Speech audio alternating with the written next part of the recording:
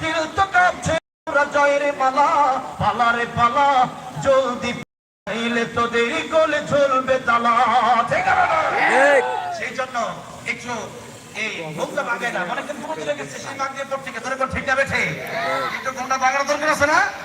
হ্যাঁ, যাই হোক, আসুন আমরা বেশি লম্বা রাত করবো না, আবার একেবারে সচ্ছাই আলোচনা করবো না, মোটামুটি যতক্ষণ আলোচনা করবো ততটুকু আমল করার চেষ্টা করবো। আখরিজ দিনাকে ইয়াকফিকাল আমালুল কলিল, আমালুল কলিল, আমালুল কলিল।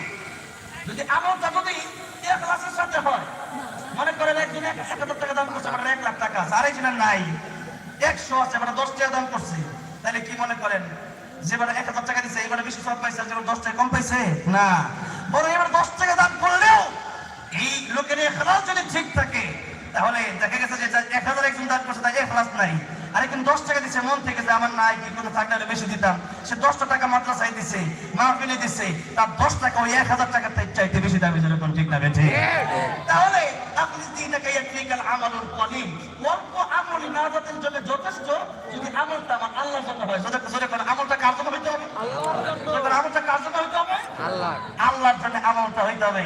তাহলে আসুন আমরা আলোচনা করবো আজকে কিয়ামত সম্পর্কে এবং মৃত্যু সম্পর্কে, দুইটা বিষয়। যখন বিষয় কয়টা? দুইটা। একটা হলো মরণ, আরেকটা হলো কিয়ামত। কত নাম্বার কি? মরণ, মৃত্যু। আসেনি আমাদের সবার মৃত্যু আছে, মরণ হবে কি সবার? বলেন। এক নাম্বার হলো মরণ, আর 2 নম্বরে হচ্ছে কিয়ামত, যেদিন আমরা না খালি পৃথিবী সব ধ্বংস হয়ে যাবে। এটা বিশ্বাস করেন তো আপনারা? এই দুইটা বিষয় নিয়ে আজকে আলোচনা হবে ইনশাআল্লাহ। মোটামুটি 50% শুনে বাড়ি যাবেন কারা কারা? না, এটা ভুল উড়ানি। 80% শুনে যাবেন কারা কারা? একটু দেখতে চাই। 80% মানে প্রত্যেক, মানে 80% শুনে যাবেন কারা? 100% যারা শুনে পুরো রাস্তা আজকে শুনে বাড়ি যাবেন, এরকম নিয়ত আছে কার? একটু দেখি তো।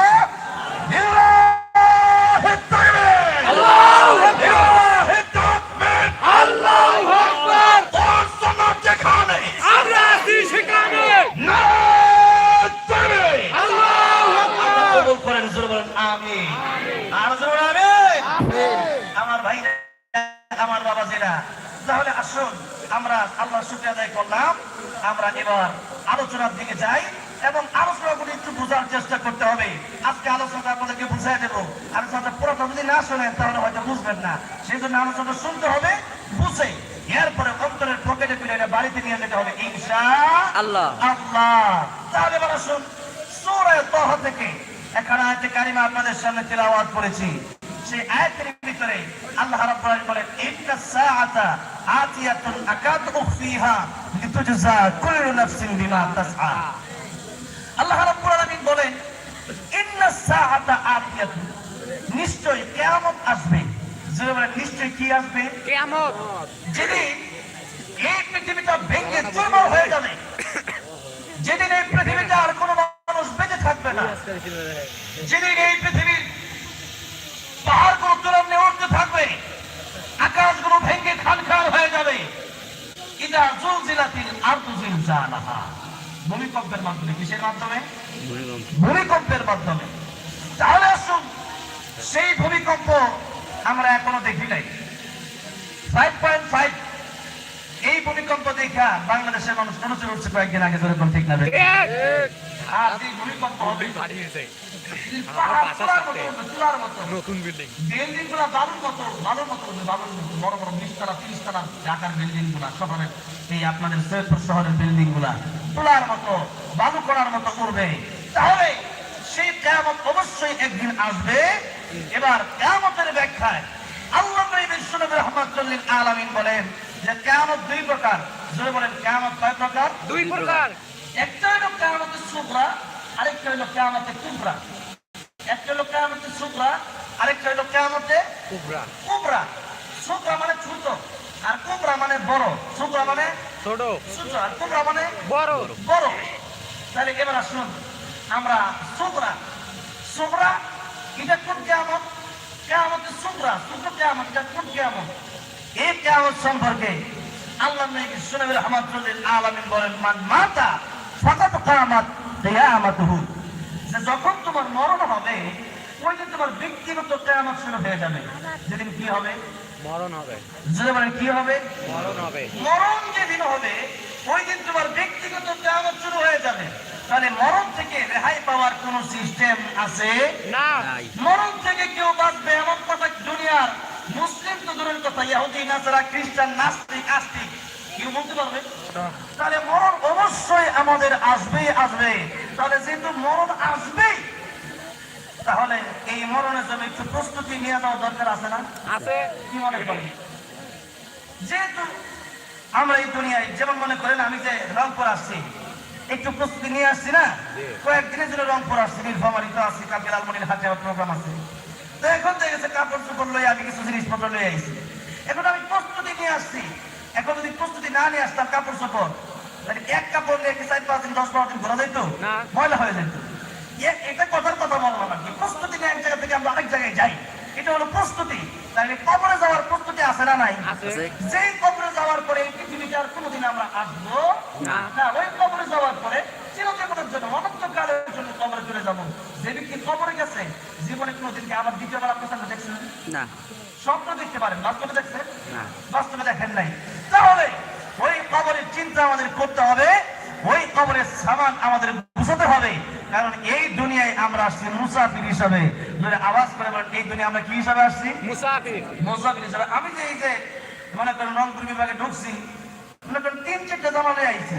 আমার দেখা গেছে যে খাট পালন বাড়ি ঘর সব কে মিলে হয়েছে না, আমার পরিবার সবাই মিলে হয়েছে না। কেন লয়ে আপনি নাই? কারণ হচ্ছে যে আমি থাকবো কয়েকদিন, 4-5 দিন 6 দিন 7 দিন। তাহলে এই 4-5-6 দিন 7 দিন হয়ে গেছে প্রায়, কালকে শেষ করে চলে যাবো। তো এখন দেখেন এই 4-5 দিনের জন্য আমি বাড়ি ঘর উঠে লয়ে পড়ি না একবারে। কারণ এখানে আসবো কয়েকদিনের জন্য, এখানে আমি মুসাফির। এই 4-5-6-7 দিন থাকার জন্য আমার 2-3টা পাঞ্জাবি হইলে বেশি কিছু লাগে না। ঠিক তেমনি ভাবে এই দুনিয়ায় আমরা মুসাফির। এই দুনিয়ায় আমরা কি? মুসাফির। আসছি, যে কোনো সময় চলে যাওয়া লাগতে পারে। যেরকম ঠিক না? ঠিক। এইটা তুমি বলেন হাম সব মুসাফির হ্যায় ওহি আখির ঠিকানা। ইহা হাম সব মুসাফির হ্যায় ওহি আখির ঠিকানা।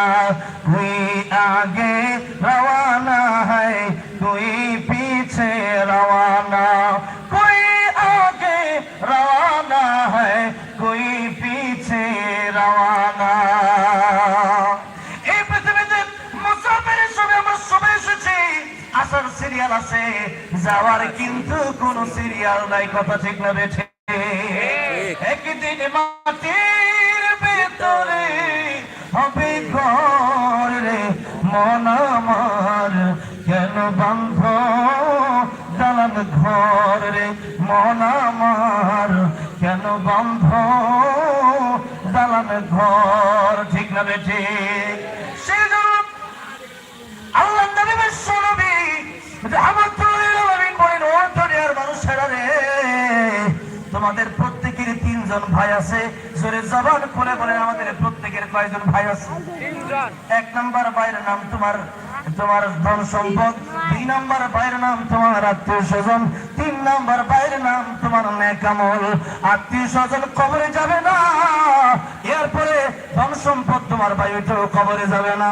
একটা ভাই কবরে যাবে, ওই কবরে যাওয়ার সময় 3 টুকরা কাপড়ের সাথে আমার নেক আমল কবরে যাবে। নেক আমল আর 3 টুকরা কাপড়ের কাপড় ছাড়া আমার কবরে আর কেউ যাবে না। কথা ঠিক না বেঠে? এরপরও হারাম ইনকাম, দেখা গেছে সুদে ঘুষে খায়া একটা বাড়ি বানায়, সুদ ঘুষ খায়া ব্যাংকের টাকা জমা এটা আপনার সন্তানের জন্য। কবরে যাওয়ার পরে মাইকটা কি সন্তান খাবে না, আপনার নিজেকে খাইতে হবে। নিজেকে খাইতে হবে। মনে করেন কোন স্বামী তার স্ত্রীকে অনেক কিছু কিনে দিল হারাম ইনকাম করে।